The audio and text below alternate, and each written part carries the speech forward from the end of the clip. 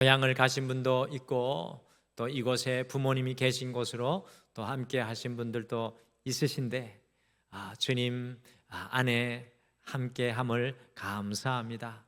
저도 이제 부모님과 함께 내일 오늘 저녁부터 또 내일 화요일까지 이제 좀 만나려고 하는데, 특별히 저희 아버지는 이제 90세가 넘으셨어요. 90세가 넘으셨는데 저희 딸 희진이가 어느 날 최근에 저희 아버지 댁에 방문을 해서 할머니하고 도란도란 이야기를 하고 있는데, 할아버지가 너는 누구냐라고 물으시더라는 겁니다. 그래서 희진이가 저 할아버지 손녀 딸이잖아요. 그랬더니만 나는 손녀가 없는데, 이제 아버지도 이제 가끔 깜빡깜빡 하시는 것 같습니다. 그래서 다른 건 다 건강하고 허리도 꼿꼿하시고 좋은데 그렇게 가끔 이렇게 사람이 기억이 안 나시는 것 같은데,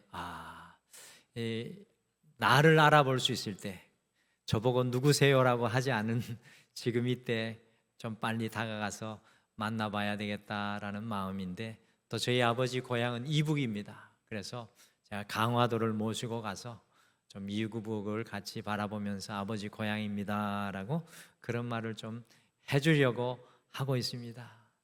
그러면 가정에 어떤 어려움이 있든지 간에 그럼에도 불구하고 우리 이 추석 때 가족들끼리 하나 되시고 만나시는 은혜가 주님 안에 있게 되기를 간절히 소망합니다. 그래서 우리 앞뒤 자녀분들에게 이렇게 함께 인사했으면 좋겠습니다. 이 추석에 특별히 주님과 함께 해야 돼요. 며느리님은 참 추석에 힘듭니다. 그래서 우리 이렇게 인사했으면 좋겠습니다. 주님과 함께 하시는 추석 되세요. 우리 같이 축복하며 인사하시죠. 주님과 함께 하시는 추석이 되십시오. 할렐루야. 주님과 함께하는 추석 되십시오. 저도 아들이라 집에만 가면 등가죽이 방바닥에 붙는데 주님과 함께하는 추석이 돼서 좀 섬기는 손이 되어야 될 텐데 늘 말만 앞서고 있어서 죄송합니다. 미술계에 여러분들이 잘 아시는 피카소가 있었다면, 우리 성도님들이 잘 모르는 무용계에는 마사 그레이엄이라는 아주 이 무용계의 거장 여성이 있었습니다. 이 그레이엄의 어머니는 어느 날 이 어린 딸에게 그 어린 때부터 물병을 보여주면서 이렇게 말했습니다. 마사, 이 물병 속에는 물만 있는 것이 아니란다. 내가 보지 못하는 수많은 것들이 이 속에 함께 있단다. 너는 그것을 보아야 해. 보이지 않는 것을 볼 줄 알아야 비범하게 되는 것이란다 라는 말을 늘 딸에게 들려주어서 마사 그레이엄에게는 이 말이 가슴 깊이 새겨졌습니다. 그래서 그레이엄은 일평생 보이지는 않지만 존재하는 것들을 무용으로 표현하려고 그의 인생을 불태웠던 사람입니다. 어떤 면에 있어서 우리 예수님의 이 땅에 3년간의 공생의 삶은 닫혀진 눈을 뜨이게 하는 사역이었습니다. 여러분들, 예수님의 설교인 마태복음 5장에서 7장 산상설교 전체가 우리의 인생에 닫힌 눈을 새롭게 뜨게 하시는 말씀이었고요. 특별히 마태복음에는 무려 3번씩이나 눈 뜨는 장면, 보지 못했던 맹인들이 눈을 뜨는 장면이 마태복음 3번이나 반복해서 나오고 있으며, 특별히 바리새인들과 서기관들을 예수님께서 보지 못하는 맹인이라고 질타를 하시면서 눈 뜨지 못한 인생, 똑바로 보지 못하는 인생에 대한 안타까움을 주님께서는 끊임없이 표현하신 것을 발견할 수 있습니다. 그런 의미에서 우리 그리스도인들은요, 새롭게 눈을 뜨고 새로운 것을 보고 살아가는 사람들인 줄 믿으시기를 바랍니다. 여러분들, 우리는 예배를 드릴 때마다 바울이 경험하였던 눈에 비늘이 벗겨지는 역사가 일어나야 합니다. 이 예배를 통해 우리의 눈이 새로워져야 합니다. 우리의 눈이 진리를 보고 생명을 보고 은혜를 보고 감사를 보고 우리의 죄악됨을 보고 비전을 보고 소망을 보고 살아가는 사람들이 바로 우리 그리스도인들입니다. 오늘 이 예배를 통해서 우리가 추석을 보내면서 이번 한 주는 우리 스스로에게 이 질문을 좀 가지고 걸어갔으면 좋겠습니다. 과연 나는 눈을 뜨고 살아가고 있는가? 아니면 눈을 감고 살아가고 있지는 않는가? 아니면 나의 눈이 희미하여져 있지는 않는가? 오늘 이 추석을 시작하는 주일에 한 주를 보내면서 이 질문을 가슴에 품으셨으면 좋겠습니다. 그래서 오늘 희년 37번째 시간에는 똑바로 보게 하소서, 똑바로 보게 하소서라는 제목으로 우리가 새벽에 계속해서 함께 읽고 있는 열왕기의 말씀을 통해 똑같은 상황과 똑같은 눈을 가지고 있었지만 전혀 다른 세 가지의 눈으로 살았던 사람들을 우리가 같이 이렇게 발견하면서 우리가 어떻게 똑바로 우리의 인생에 온전한 주님의 시선으로 살아갈 수 있을지 함께 말씀을 묵상을 하겠는데 말씀을 잊어버리지 않기 위해서 우리 옆에 분에게 한 분만 더 축복해 주시죠. 똑바로 보고 살아갑시다. 웃으면서 해야 돼요. 화난 얼굴 하면 안 돼요. 똑바로 보고 살아갑시다. 아멘. 환하게 얼굴을 하고 하면 싸웁니다.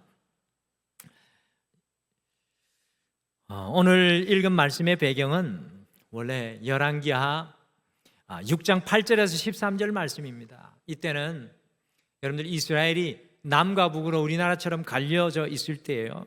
북왕국 이스라엘과 10개 나라로 하나가 돼서 북왕국 이스라엘, 2개의 나라 유다와 베냐민이 하나 돼서 남왕국 유다로 나뉘어져 있을 때의 이야기인데, 오늘 지금의 중동 국가의 시리아에 위치하였던 아람이라는 고대 국가가 있었는데, 이 아람 왕국이 북왕국 이스라엘을 공격하려고 할 때 일어났던 이야기가 오늘 말씀의 배경입니다. 아람 왕은 전면전이 아니라 오늘날로 하면은 게릴라전으로 이 치고 빠지는 공격으로 이스라엘을 괴롭히고 전력을 약화시키려는 계획을 세웠습니다. 그런데요, 이상하게 어떤 것을 공격하려고 아주 은밀하게 작전을 세우면 어떻게 된 일인지 이스라엘이 이미 이전에 다 알고 그 모든 것을 방어를 하니까 아람 왕은 게릴라전을 하는데도 계속해서 실패를 거듭하게 되었습니다. 이런 일이 반복되자요, 아람 왕이 화가 나서 우리 진영에, 우리나라의 이 조정에 이스라엘과 내통하는 첩자가 있는 것으로 생각하고 자세히 알아보니까 이스라엘에는 엘리사라는 능력의 선지자가 있어서 왕이 심지어 침실에서 한 그 계획일지라도 다 알고 이스라엘 왕에게 고한다는 사실입니다. 그래서 어떻게 해야 되겠습니까? 아람 왕은요, 엘리사가 있는 이 이스라엘을 공격하는 것은 불가능한 일이라는 것을 알고 엘리사가 기거하였던 이 도단성에 밤을 틈타서 그의 병거와 말, 최정예 부대를 보내가지고 특공대를 조직해서 파견해서 도단상을 완전히 포위하고 이제 날이 새기만, 엘리야가 나오기만을 기다리고 있는 상황입니다. 이와 같은 상황 속에서 같은 눈을 가지고 있었지만 전혀 다른 세 가지의 형태들의 시각이 오늘 말씀에서 이렇게 우리에게 발견되는데, 여러분들 이 말씀이 우리에게 너무나 중요합니다. 오늘 이 말씀을 하나하나 보면서 여러분은 어떤 눈을 가지고 있는지 한번 살펴보실까요? 내 눈은 어떤 눈인가? 같이 한번 살펴보시죠. 첫 번째 시각은 눈앞에 보이는 것만 보고 살아가는 인생입니다. 한번 같이 한번 따라해 볼까요? 눈앞에 보이는 것만 보고 살아가는 인생. 열왕기하 6장 15절 말씀 한번 같이 읽어볼까요? 같이 읽겠습니다. 시작. 하나님의 사람의 사환이 일찍이 일어나서 나가보니 군사와 말과 병거가 성읍을 에워쌌는지라. 그의 사환이 엘리사에게 말하되 내 주여, 우리가 어찌하려 하나이까? 하니 어찌하리까 하니. 여러분들, 북왕국 이스라엘의 소문난 선지자 엘리사에게는 아주 유능한 사환이 있었습니다. 생각해 보시기를 바랍니다. 여러분들, 엘리야의 종이 누구였습니까? 제자가 누구였습니까? 엘리야의 종 엘리사. 엘리야의 종이 엘리사인데 그 엘리사가 얼마나 탁월했습니까? 근데 그 엘리사의 종이 있었는데 그 이름이 오늘 나오고 있지는 않지만 아주 유능한 사환이었을 것이라고 생각합니다. 엘리사와 같이 탁월한 사람을 시중 드는 종이라면 그 종은 과연 어떤 사람이었겠습니까? 보통 인물이 아니었을 것입니다.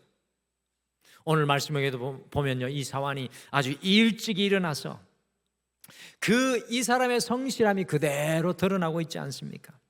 이 사환은 굉장히 똑똑하고 총명한 사람이었을 것입니다. 분별력과 능력이 출중한 사람이었을 것입니다. 그런데 이 사환이 이른 아침에 일어나 나가서 눈을 들어보니까 밝기 전에 어스름할 때 아람의 특공대의 군사와 말과 병거가 도단 성읍을 에워싼 것을 발견하게 되었습니다. 이 사환은 성실하고 탁월한 사람이고 뛰어난 사람이었지만 눈앞에 보이는 것만 보고 살아가는 인생이었습니다. 여러분, 이처럼 사실은 대부분의 사람들이 눈앞에 보이는 것만 보고 살아갑니다. 그렇지 않습니까? 여러분들의 삶을 보십시오. 우리의 눈앞에 보이는 것만 보고 살아갈 때가 얼마나 많습니까? 그러니 우리가 일희일비하고 눈에 보이는 현실에 따라서 요동하고 흔들리기 시작합니다. 눈앞에 보이는 현실만 보고 살아가는 이 사환이 강력한 아람 특공대가 도단을 둘러싸고 있는 것을 보면서 엄청난 불안에 사로잡히게 되었습니다. 그래서 사환이 그의 주인에게 소리칩니다. 이 사환의 외침이 오늘을 살아가는 우리 보통 사람의 외침인 것 같습니다. 이렇게 외칩니다. 아, 내 주여, 우리가 어찌하리까? 아, 내 주여, 우리가 어찌하리까? 평범한 인생의 탄식을 발견합니다. 보통 사람의 탄식 아닙니까? 아, 어찌하리까? 사환의 이 탄식은 모든 것이 끝났다는 말입니다. 나는 더 이상 아무것도 할 수 없다는 탄식입니다. 세상이 눈에 보이는 것이 전부인 것으로 알면 그처럼 불행한 인생은 없습니다. 눈앞에 보이는 것만 보고 살아가는 인생은 무게 있는 인생을 살 수가 없습니다. 늘 쫓기는 인생이 될 수밖에 없습니다. 두려움이 늘 뒤에서 쫓아옵니다. 늘 분주하게 살아갑니다. 늘 여유가 없습니다. 특별히 문제 앞에서 모든 것이 끝났다는 절대 절망의 자리로 나아가게 되는 것을 보게 됩니다. 우리는 자칫하면 눈에 보이는 대로 살기 쉽습니다. 그러나 하나님의 말씀은 끊임없이 우리에게 도전합니다. 눈에 보이는 대로 살지 말라고 말입니다. 과연 우리의 모습은 어떤 모습입니까? 혹시 눈앞에 보이는 것만 보고 살아가고 있지는 않습니까? 오늘 엘리사의 사환은 눈앞에 보이는 것만 보고 있는 인생의 대표입니다. 여러분들, 혹시 사냥개를 보신 적이 있으십니까? 요즘에 우리나라가 3가구당 1가구가 반려견을 키우고 있다고 합니다.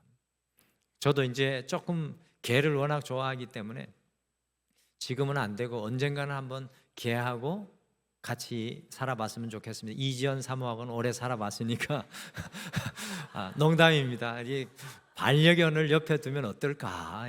우리 피곤해 하시는 것 같아서 우리가 3가구당 1가구가 개를 키우고 사는데 아는가 모르는가는 모르겠지만 사냥개를 키우는 분들도 계시더라고요. 여러분들, 사냥개를 보신 적이 있습니까? 주인을 따라다니는 사냥개. 산에 나가서 많은 짐승을 잡는데 크게 공헌하는 사냥개를 보셨습니까? 그런데요, 이 사냥개를 보면 아무리 보아도 사냥개라고 해도 그렇게 무섭게 생기지 않은 것 같습니다. 뭐 별다른 것 없는 평범한 것 같습니다. 우리가 주위에서 볼 수 있는 그런 평범한 개입니다. 그리고 또 사냥개가요, 그렇게 크기만한 한 것이 아니라 우리 무릎까지 오는 것도 있는 것을 보게 됩니다. 어떤 개는 그냥 아주 이부장하게 생긴 사냥개도 있습니다. 그런데 사냥개는 사냥터에서만은 아주 무섭습니다. 호랑이도 무서워하지 않고 사자에게 대듭니다. 어떤 짐승 앞에서도 물러서지 않고 나아가 싸우고 물어뜯습니다. 아주 용맹스러움을 볼 수 있는 것이 사냥개입니다. 여러분들, 도대체 그 이유가 어디에 있는 것입니까?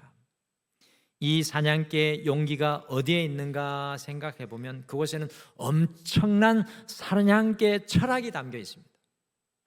그것이 무엇인가 하면 바로 자기 뒤에 주인이 있다는 것을 본능적으로 보고 알고 있기 때문에 그렇습니다. 자기 주인이 총을 들고 뒤에 있다는 사실을 알기 때문에 이 개에게는 무서운 것이 없습니다. 내 뒤에 주인이 있다, 그런 거로 나는 앞으로 간다, 무서울 것이 없다.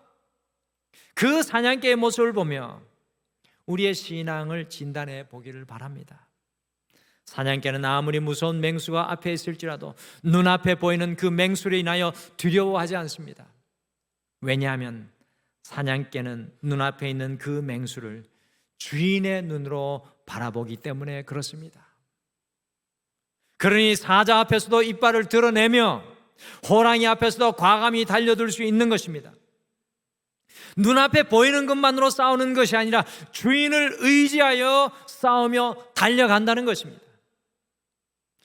여러분과 제가 눈앞에 보이는 것만 보고 살아간다면 우리는 보이는 것에 지배를 당할 수밖에 없습니다.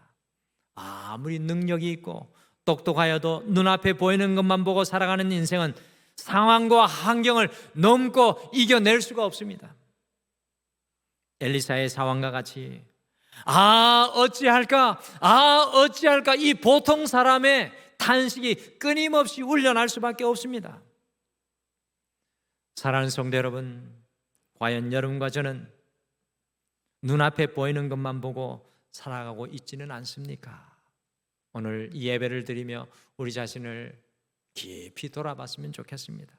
두 번째 시각이 나오는데요, 두 번째 시각은 가려진 눈을 가지고 살아가는 인생입니다. 가려진 눈을 가지고 살아가는 인생. 여러분들, 가려진 눈을 가지고 살아가는 인생의 모습이 바로 오늘 말씀 속에 아람 군인들입니다. 여러분들, 아람 군대는 아주 막강한 군대를 가지고 밤새 성을 에워쌌습니다. 아람의 최고의 정예병사들이 쳐들어와서 이제 날이 새면 엘리사를 생포하고 도단을 점령하고 엘리사를 죽이기만을 기다리고 있었습니다. 그 상황을 본 사원이 두렵고 떨 때 엘리사가 무엇을 하였습니까? 같이 열왕기하 6장 18절 말씀을 같이 읽겠습니다. 같이 읽겠습니다. 시작. 아람 사람이 엘리사에게 내려오매 엘리사가 여호와께 기도하여 이르되 원하건대 저 무리의 눈을 어둡게 하옵소서 하매 엘리사의 말대로 그들의 눈을 어둡게 하신지라. 아람 군인들이 자신들은 보고 있다고 생각하였지만 그들의 눈이 어두워지고 가려지게 되었습니다. 이것이 참 중요하면 성경은 우리에게 이것을 또 보여주기를 원합니다. 우리가 보고 있다고 생각하지만 가려진 눈이 있다는 겁니다. 엘리사를 사로잡을 기회를 잡았다고 이 아람 군인들은 생각을 했습니다. 그런데 오늘 말씀해 보니까 그들의 눈이 가려지니까 엘리사를 사로잡으러 왔다가 도리어 사로잡히게 되는 기가 막힌 상황에 빠지게 되었다는 것입니다. 여러분들, 성경이 얼마나 기가 막힙니까? 우리의 인생사를 이 짧은 이야기 속에 그대로 압축해서 놓고 있습니다. 도단에 엘리사를 사로잡으러 왔다가 도리어 눈이 어두워지고 가리워져서 자신들의 적들의 본거진 사마리아까지 끌려가서 두 눈 뜨고 몰살당할 위기에 처하게 되는 안타까운 일이 일어나고 있습니다. 메를린 반 헤케이 교수는 다음과 같이 말했습니다. 현대인에게는 블라인드 스팟, 곧 사각지대가 있다. 다 아는 것 같아도 꼭 모르는 사각지대가 있다는 사실입니다. 여러분들, 우리가 아무리 좋은 자동차를 타도 앞 유리를 통해서 운전을 하고 머리 위에 백미러 달린 것을 통해서 보면서 운전을 하고 양옆에 달린 사이드 미러를 보고 운전을 합니다. 근데 요즘에는 한 걸음 더 나가서 사방향 그 카메라가 달려가지고 차가 하늘에서 딱 보입니다. 그런데도 보이지 않는 블라인드 스팟이 여전히 있다는 사실입니다. 제가 어제도 이지연 사모를 데리러 갔다가 운전을 하는데 왼쪽 편에서 보지 못한 차가 휙 나타나가지고 얼마나 깜짝 놀랐는지 알 수 없습니다.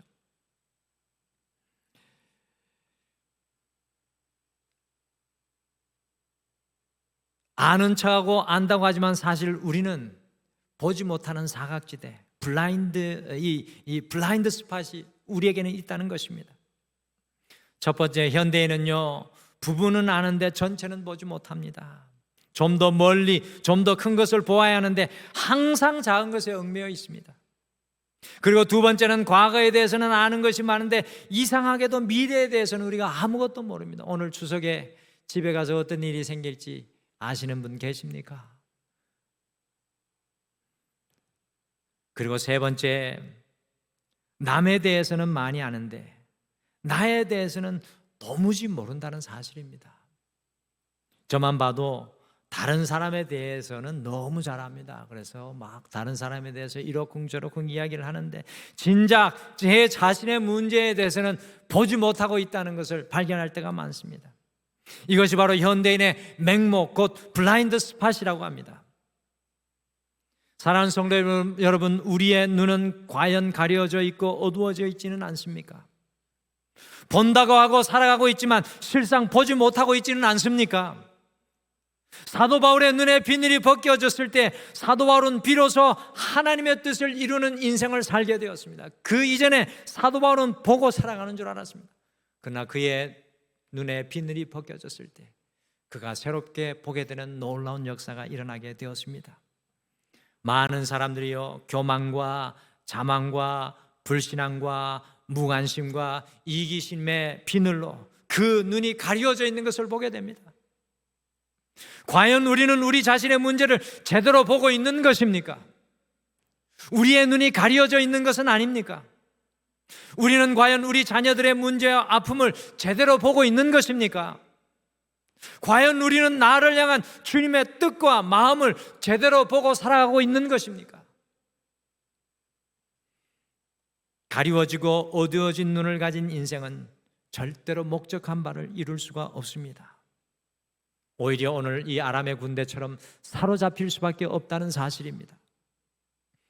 그러기에 우리는 엘리사가 기도하였던 것처럼 우리의 가려지고 어두워진 눈이 밝아지기를 간구해야 될 줄 믿습니다.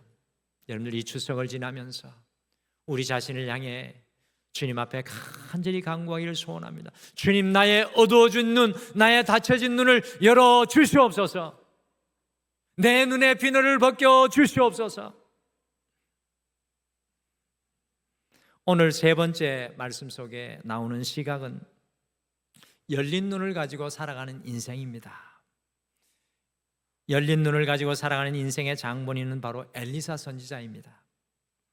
여러분들 사완도 못 보고 아람 군대도 보지 못하였으나 열린 눈을 가진 엘리사가 본 것이 있었습니다. 같이 우리 함께 읽겠는데요. 오늘 이 성경 본문의 하이라이트입니다. 가장 중요한 구절입니다. 열왕기하 6장 16절 말씀 우리 같이 함께 읽겠습니다. 시작.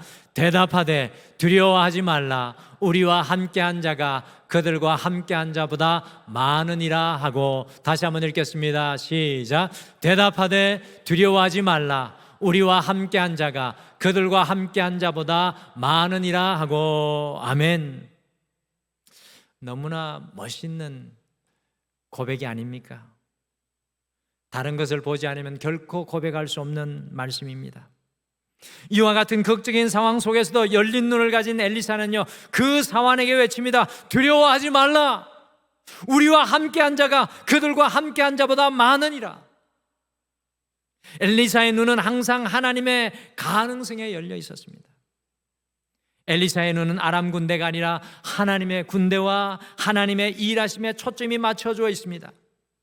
열린 눈을 가지고 살아가는 인생은요, 아주 미약한 불 속에도 하나님의 생명의 신비를 볼 수 있는 눈이 열려져 있는 것입니다.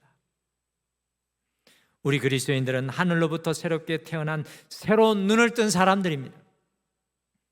주님을 통하여 우리의 인생에 새로운 눈을 뜬 사람이 바로 그리스도인들인 줄 믿으시길 바랍니다. 우리 가정 속에서 새로운 눈을 떠야 할 사람 바로 그리스도인인 여러분과 저희입니다. 우리의 직장과 사업 속에서 새로운 눈을 뜬 사람들이 바로 여러분과 저희입니다. 우리의 눈이 열려져야 합니다. 그 눈이 열려져야 진정으로 살아 역사하시는 그 주님을 볼 수 있게 되는 것입니다. 우리 그리스도인들의 일평생 과제가 바로 더 큰 눈이 열리고 떠지는 것인 줄 믿으시길 바랍니다. 여러분들 주님 앞에 마지막 호흡 다하는 그 순간까지 소원을 가지십시오. 주님, 제 눈이 더 크게 열려지게 하여 주시옵소서. 보지 못하는 시각 장애를 가지고 있으면서 자그마치 9,000편에 달하는 찬송시를 환희 크로스비 여사가 썼습니다. 그녀는 원래 정상인으로 태어났는데 태어난 지 6개월 때 유모의 실수로 시력을 잃고 말았지만 그녀는 어려서부터 할머니가 들려주는 성경의 말씀을 들으면서 남들이 보지 못하는 영의 눈이 열리게 되었습니다. 그래서 그녀는 마치 눈으로 본 것처럼 생생하게 많은 대상과 주제에 대해서 아주 신령한 노랫말을 많이 썼습니다. 찬송가 540장 이렇게 고백합니다. 주의 음성을 내가 들으니라는 찬송인데요, 이 가사를 보시면 주의 음성을 내가 들으니 사랑하는 말일세 주의 보좌로 나아갈 때 어찌하니 기쁠까. 그리고 이렇게 고백합니다. 주의 얼굴을 항상 배우니 더욱 친근합니다. 눈은 보이지 않지만 영적인 눈이 열려 있어 주님의 얼굴을 항상 배웠다고 찬양하고 있습니다. 그런가 하면 찬송가 288장은 이렇게 고백합니다. 주 안에 기쁨 누림으로 마음의 풍랑이 잔잔하니. 그리고 이 구절이 저는 너무나 은혜됩니다. 세상과 나는 간 곳 없고 구속한 주만 보이도다. 할렐루야. 육신의 눈은 감겨 있을지라도 크로스비 여사의 영의 눈이 열려 날마다 주님을 바라보고 찬양하였습니다. 사랑하는 성도 여러분, 그리스도인들은 세상 사람들이 가지지 않는 제3의 눈을 가진 사람들입니다. 주님을 향한 눈이 열려 있는 사람이 바로 그리스도인들인 줄 믿으시기를 간절히 축복합니다. 오늘 엘리야의 눈이 주님께 열려 있었습니다. 이것이 능력이고 힘이고 권능이었습니다. 과연 우리의 눈은 주님께 활짝 열려져 있습니까? 바울과 실라의 눈이 주님께 열려 있을 때 칠흑과도 같은 깊은 감옥 속에서도 주님을 바라보며 찬양할 수 있었습니다. 스데반이 주님께 눈이 열려 있었을 때 돌을 맞으면서도 기쁨으로 순교하였습니다. 주님께 우리의 눈이 열려 세상이 감당하지 못하는 믿음의 사람들로 서게 되시기를 간절히 축복합니다. 사랑하는 성도 여러분, 이번 한 주 우리의 눈이 눈앞에 보이는 것만 보고 살아가지 않기를 간절히 소망합니다. 우리의 눈이 세상의 것으로 가려지지 않기를 간절히 원합니다. 우리의 눈이 주님께 활짝 열리기를 간절히 소망합니다. 기억하시길 바랍니다. 눈 감은 인생을 살아가면 눈 감은 고백을 할 수밖에 없고 눈 뜬 인생을 살아가면 눈 뜬 고백으로 충만한 인생이 되어질 줄 믿습니다.